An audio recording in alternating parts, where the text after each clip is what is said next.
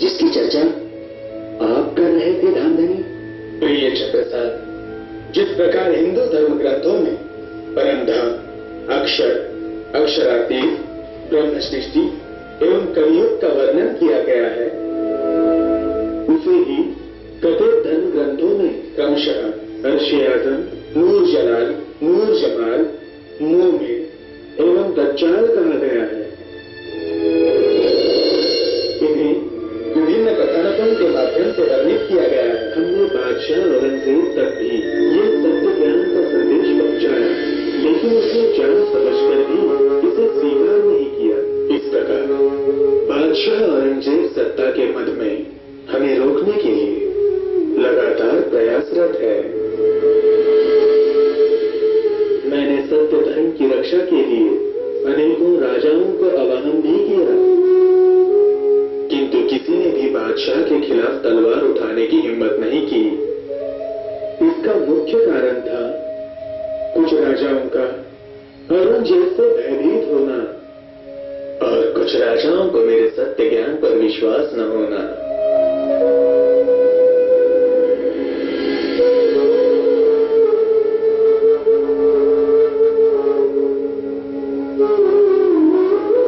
धामधनी, जब उनकी पवित्र किताबों में हमारी ही बातें लिखी है, तो हम अपनी बात कहने से क्यों डरें?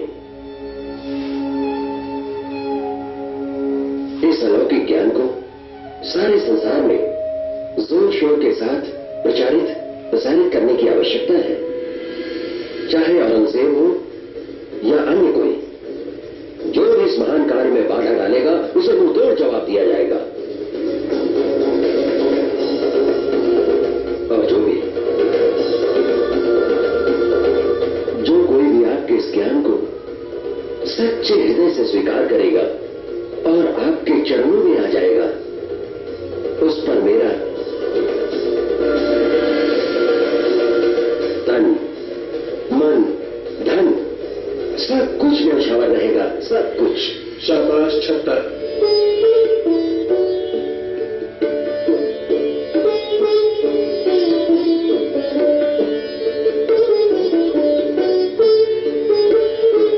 हम जानते हैं कि आपके अंदर शाकुंतल की आत्मा है।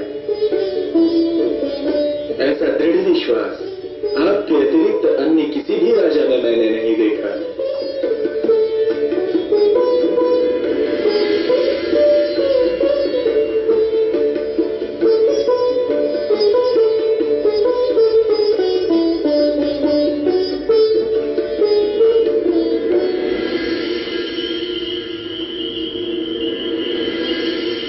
हैरान की बात है कि हिंदू होते हुए भी इन्हें कुरान की गहरी जानकारी है, किंतु इसकी जांच कैसे की जा सकती है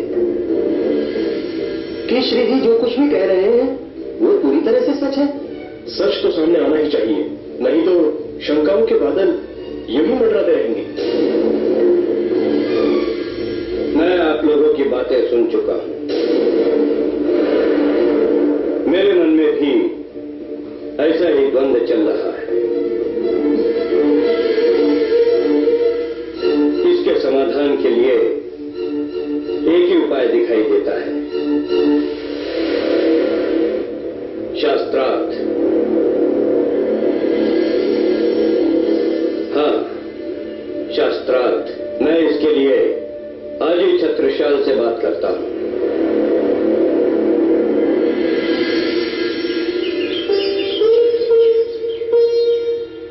इस प्रकार सत्य का निर्णय करने के लिए सर्वप्रथम महोबा से काजी अब्दुल रसूल को बुलाया गया।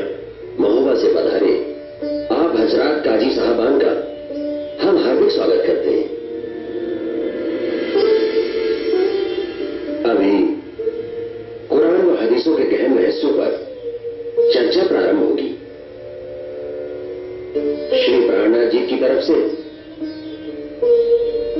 उनके परम ज्ञानी सुंदर साथ श्री लालदास जी आपसे प्रश्न पूछेंगे। लालदास जी।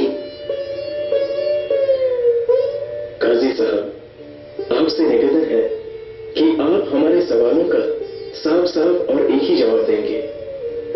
जनाब, लगता है कि आपको मेरे बारे में कुछ भी मालूम नहीं, तभी आप ऐसी बातें कर रहे हैं। कुरान के इल्म में किस आलिम की मजाल है कि वह मेरे सामने बोल भी सके? कुरान मजीद की तमाम तफसीर मुझे ज़बानी याद है और मुझसे तालीम लेकर ही दुनिया के बड़े बड़े स्थानों में आलिम फाजिल सेवारत है। काजी साहब, इसलिए तो मैं आप जैसे महान ज्ञानी से डर डर के पूछ रहा हूं। कृपा करके आप मेरे प्रश्न को ध्यानपूर्वक सुने और इसका जवाब दें। जनाब, पाक कुरान की तालीम देते हुए और चर्चा करते हुए मेरी उम्र गुजर गई। यदि मेरे कहने में और कुरान के बयान में जरा भी फर्क आ जाए तो एक पल की देर किए बिना मैं अपनी हार मान लूंगा। हजरत, कृपया आप बताएं कि कुरान पाक में दुनिया की पैदाइश कितने तरह की लिखी है? मैंने तो तफसीरों में 5 तरह की पैदाइश पढ़ी है। पहली तरह की पैदाइश आम खलक की है, जो अल्लाह ताला के पुण्य कहने से पैदा हुई है। दूसरी तरह की पैदाइश एक हाथ से है, तीसरी 2 हाथ से, चौथी खिलकत से है और 5वीं तरह की पैदाइश मूल इब्तिदाई से है। जनाब, कृपया आप ये भी तो बताएं, इन 5 पैदाइशों में से आप किस तरह की पैदाइश में आते हैं?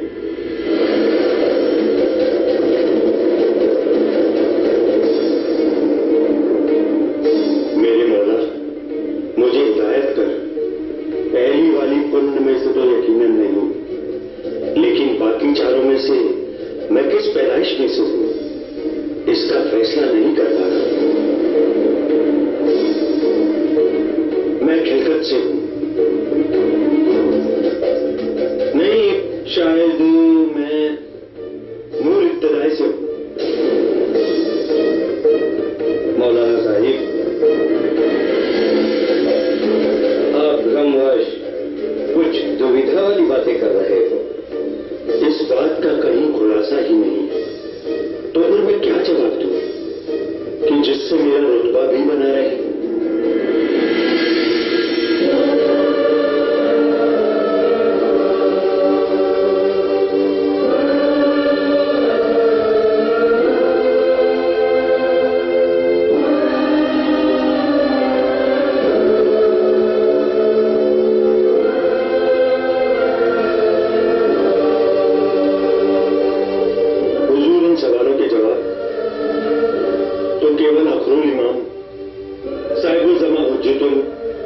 इस्लाम ही अपने इल्म में लदुनी से दे सकते हैं। कहीं मौलाना प्राणनाथ जी के प्रभाव में आकर तो ऐसा नहीं कह रहा है। मौलाना साहिब, क्या आप इस बात को कुरान पाक को सिर पर रखकर कह सकते हैं? बल दीवान जी, आप मेरी कही हुई बातों पर इस तरह क्यों शक कर रहे हैं?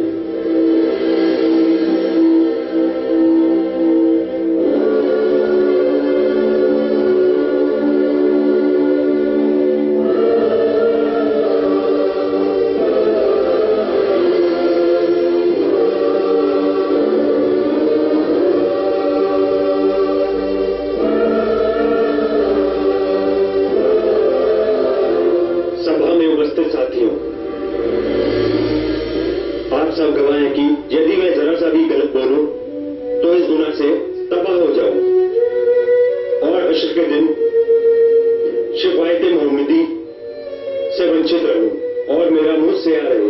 मैं कलाम पाक की सौगंध खा के कहता हूं कि कयामत के दौर में जिस हक सुभान ताला हादी साहिबुज़्ज़मा के दीदार का वायदा किया गया है, निश्चित रूप से श्री जी वही अजीम शख्सियत आखिरुल इमाम अल मुंतजर है।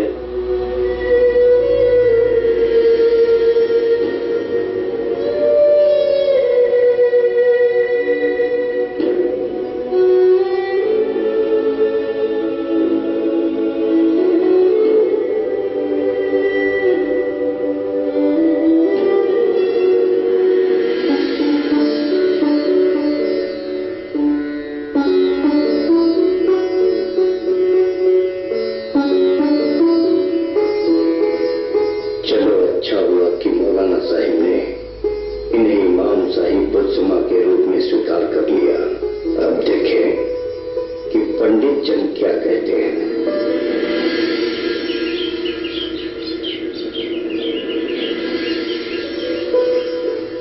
इसके पश्चात काशी से सुंदर, वल्लभ व बद्रीदास नाम के 3 पंडितों को बुलाया गया। उनके प्रतिनिधि के रूप में सर्वप्रथम बद्रीदास जी से चर्चा की गई। आदरणीय आचार्य श्री बद्रीदास जी महाराज, मैं श्री प्राणनाथ जी की तरफ से आपके समक्ष कुछ प्रश्न रखने जा रहा हूं। कृपया उन प्रश्नों का उचित उत्तर देने का कष्ट करें। पहला प्रश्न, ब्रज और रास की लीला जब अखंड कही गई है तो वो कहां पर है? क्योंकि श्रीमद् भागवत के अनुसार ये 14 लोक तो महाप्रलय में लय को प्राप्त हो जाते हैं। और दूसरा प्रश्न, मथुरा और गोकुल दोनों स्थान बहुत ही पास पास स्थित हैं, तो गोपियां श्री कृष्ण से मिलने मथुरा क्यों नहीं गई? और ना ही श्री कृष्ण गोपियों से मिलने गोकुल आए।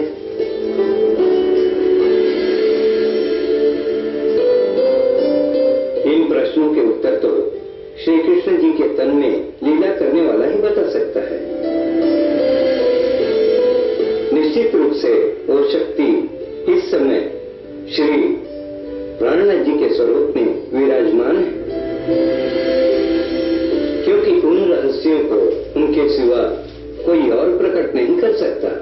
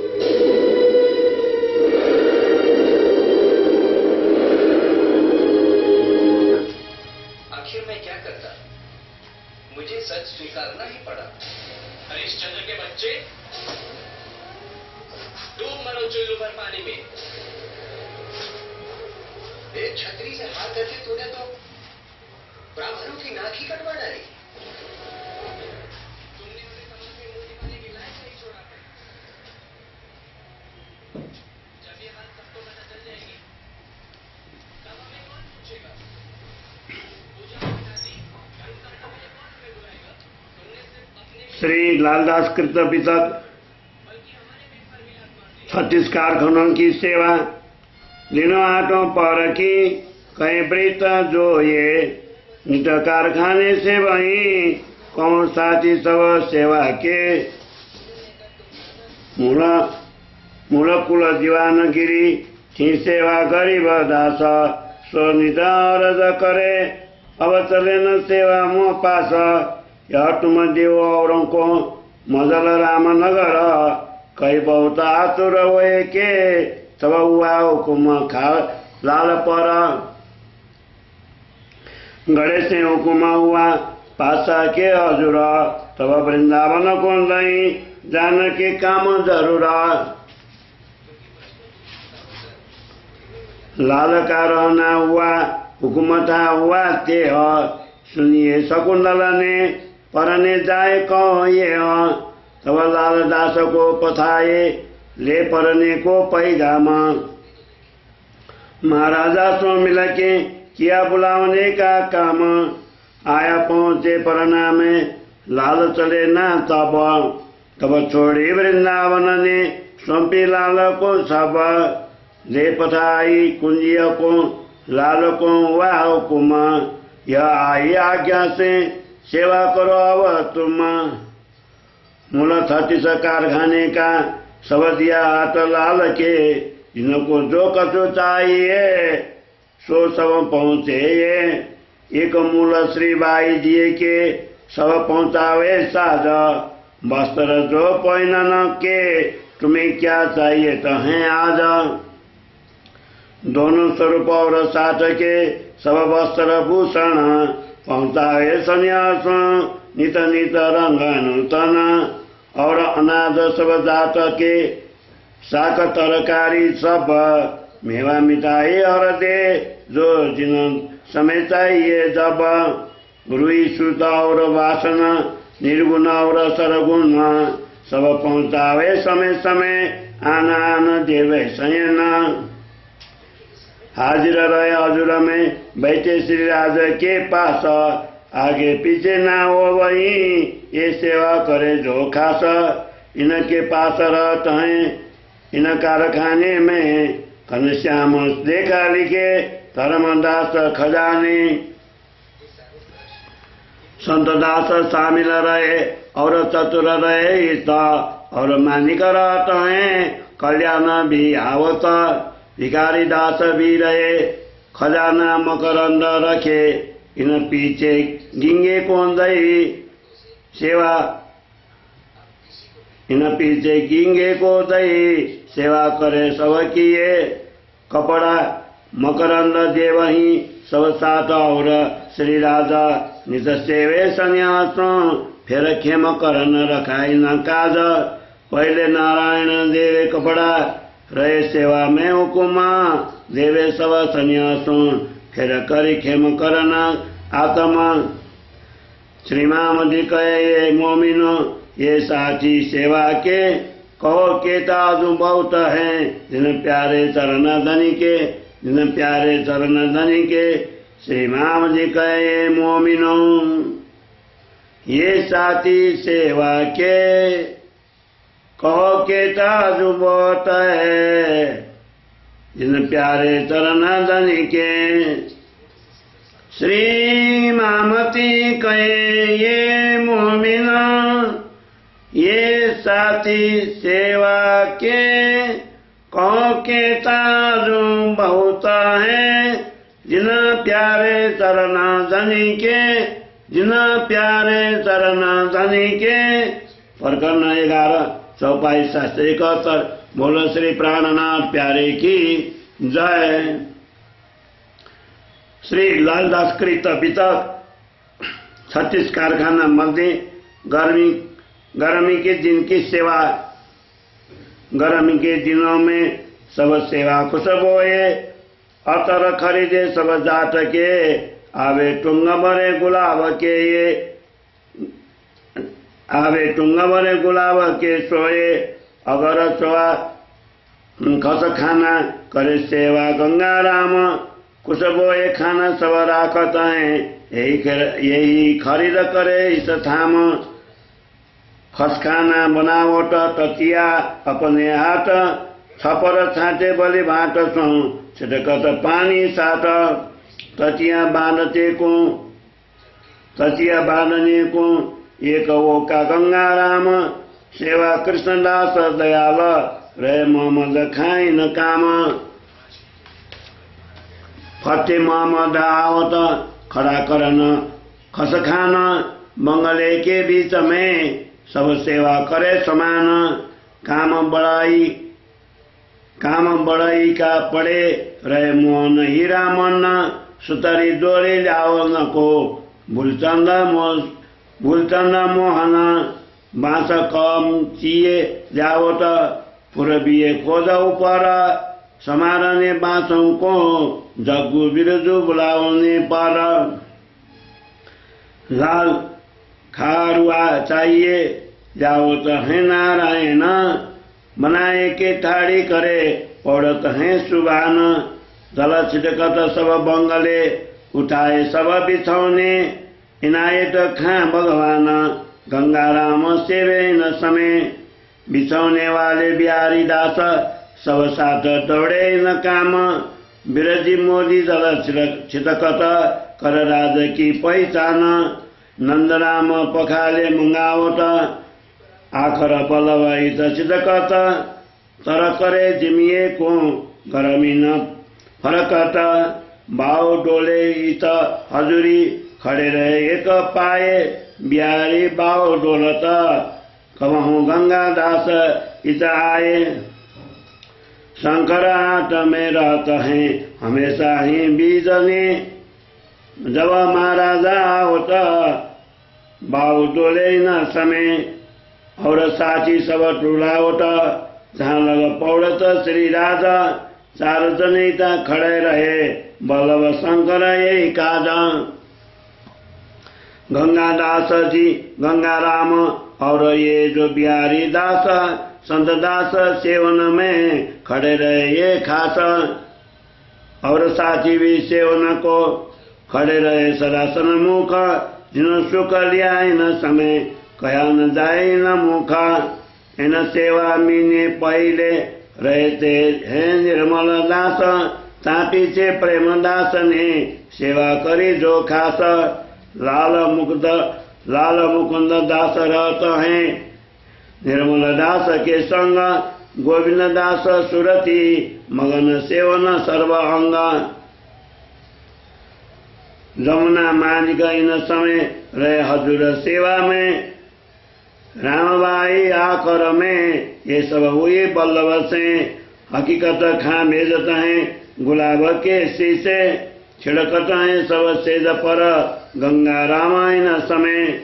मी वस्त्र पहनन के प्रेमदास ये जाए। आकर कोई न से नंदराम पासे जावे। आई फिर बल्लभ पास पाए सब सेवा को बोझ। बहुत मेहनत न करी सब सेवा की खोज। माओजी बाई न समय जाए पोरबंदर से। सेवा नार राखवे की वे पत्र लिखने की सेवा में। आसबाई न समय लागत है चरण। श्री राज ये कर बुलावट प्रसन्न होए के मन। श्री मामजी कहे ये स्वयं ये सेवा के कहे साथ। यहाँ से ती खड़े रहे जाए धनिये पकड़े हाथ। श्री मामजी कहे सैन को ये सेवा के कहे साथ। यहाँ से ती खड़े रहे जाके धनिये पकड़े हाथ। जाके पकड़े धनिये हाथ। श्री मामती कहे ये सैन ये सेवा के कहे साथ। ताते थी खड़े रहे जाके धनिये पकड़े हाथ। जाके धनिये पकड़े हाथ। चौपाई 25 प्रकरण 12 चौपाई जमा 796 विशिष्ट अष्टपर्व सेवा को। कुल प्रकरण 73 चौपाई जम्मा 4354 संपूर्ण समाप्त। आज श्री कृष्ण अष्टमी को दिन यो श्री लालदास कृत वितक उहाँले लेखिसक्नु भएको यो वितक 321औं पटकको वितकलाई यहाँ छाया सहित रेकर्ड गरिएको हो। सुन्दर साथ प्रति यो समर्पित छ। बोलो श्री प्राणनाथ प्यारे की जय।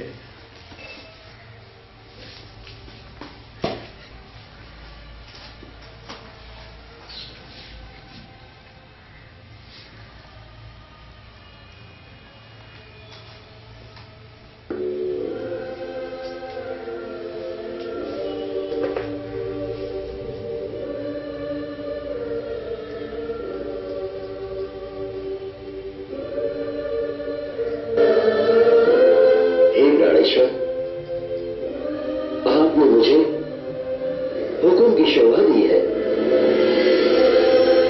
इसलिए आपको मेरी एक इच्छा अवश्य स्वीकार करनी पड़ेगी। कहो प्रिय छत्ता, तुम्हारी क्या इच्छा है? मैं उसे अवश्य ही पूर्ण करूंगा।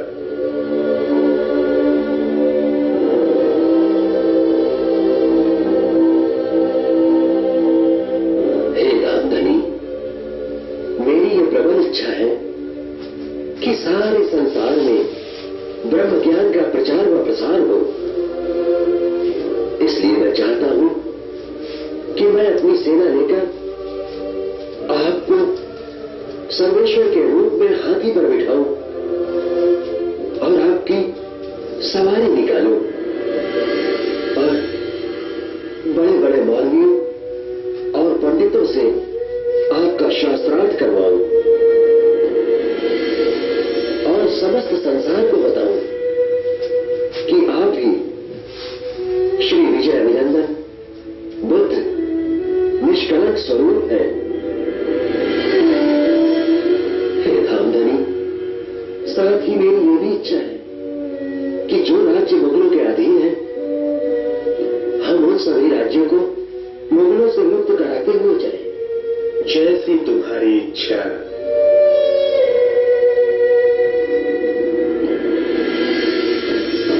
प्राणनाथ प्यारे की, राम के धनी की, श्री प्राणनाथ प्यारे की, राम के धनी की, श्री प्राणनाथ प्यारे की, राम के धनी की, प्राणनाथ प्यारे की, राम के धनी की। इस तरह छत्रसाल जी ने संवत 1743 में श्री जी को हाथी पर बैठाकर उनकी भव्य सवारी निकाली।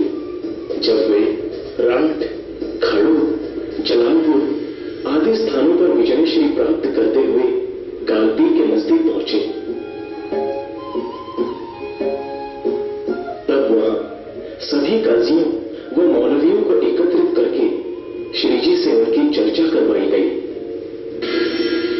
अकेली दीन इस्लाम में हर एक ईमान वाले के लिए 5 नियम आवश्यक होते हैं तथा नमाज, रोजा, ज़कात, हज इनको मानने वाला मुसलमान कहलाता है। जब एक खुदा और हज़रत सल्लल्लाहु अलैहि वसल्लम की पहचान पूरी हो जाए तो उस वक्त जानना चाहिए कि कलमा-ए तौहीद पढ़ा गया मोमिन इल्म लदुन्नी से हक की पहचान करके इश्क़ मतलब के जरिए किबला-ए बका पर सजदा बजाते हैं। यही हकीकी नमाज है। रोजा हकीकी में दिल और रूह को तमाम ख्वाहिशात और नफ्सियात से अलग करके मासिवा अल्लाह होना होता है। हज हकीकत में हज के काबा को तवाफ देना होता है। लद्दुनी की ताकत से जो नबी सल्लल्लाहु अलैहि वसल्लम की कमाल दावत है। कुरान मजीद में 6 दिनों का वर्णन है। पहला दिन खुद तूफान का है, जिसे ब्रज लीला कहा गया है। दूसरा दिन नूह तूफान का है, जिसे रास लीला कहा गया है। तीसरा दिन अरब में मोहम्मद साहब का है। चौथा दिन हजरत ईसा रूहुल्लाह का है, जिसमें वे मोमिन रूह हों यानी परमात्माओं को साथ लेकर चौथे आसमान लाहूत यानी परमधाम से उतर आए हैं। पांचवा दिन हजरत आखिरुल इमाम मोहम्मद मेहदी साहिब-उज़्ज़मा का है। और छठा दिन मोमिनों का इकट्ठे होकर जुम्मे की नमाज अदा करने का है। जुम्मे के दिन मोमिन सारी दुनिया में अपने परवरदिगार का संदेश पहुंचा देंगे और हक सुभान ताला नूर जमाल के किबला बका पर सजदा बजावेंगे। इसके बाद 7वें दिन महशर के मैदान में सबका इंसाफ किया जाएगा। श्री जी के मुखारविंद से कुरान व हदीसों के वास्तविक रहस्य को सुनकर सबने स्वीकार किया इमाम साहिब-उज़्ज़मा है और इनका ज्ञान सत्य है। साथ ही सबने ये महज़रनामा भी लिख कर दिया, बिस्मिल्लाहिर्रहमानिर्रहीम, अल्हम्दुलिल्लाहि रब्बिल आलमीन। तमाम आलिमे दीन इस्लाम ये बरहक इत्तेफाक रखते हुए ऐलान आम करते हैं कि हर आमो खास आगाह रहे कि हमने अपना हक अदा कर दिया है, जिससे रोज़े हस्र को हम शिफायत मोहम्मदी के पैरोकार हों। वसीयतनामा जाब की रोशनी में और हुज्जतुल इस्लाम हादी उल दारैन के इल्म लदुन्नी की रहनुमाई से ये बात बरहक साबित है कि पाक कलामुल्लाह और सही हदीसों के मद्देनजर 10वीं और 11वीं हिजरी में जिस मुज़दिल-ए-दीन आखिरुल इमाम साहिब-उज़्ज़मा की और क़ियामत उल सुगरा और कुबरा के ज़हूर का बयान है, ये वही अहम शख्स है। दस्तखत बाकलम खुद। तत्पश्चात इस महज़रनामा को महाराज चतुरसाल ने बादशाह औरंगजेब के पास भिजवा दिया।